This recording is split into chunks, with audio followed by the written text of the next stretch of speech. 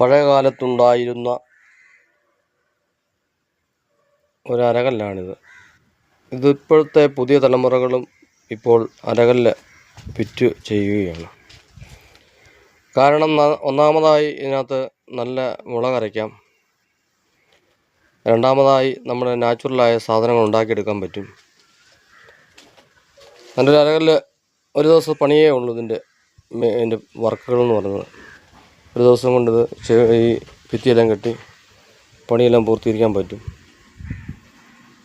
ഇതോരോ വീട്ടിലും ചെയ്തെടുക്കുകയാണെങ്കിൽ നമുക്ക് ആവശ്യമുള്ള സാധനങ്ങൾ നല്ല നാച്ചുറലായ രീതിയിൽ പ്രകൃതിദത്തമായ രീതിയിൽ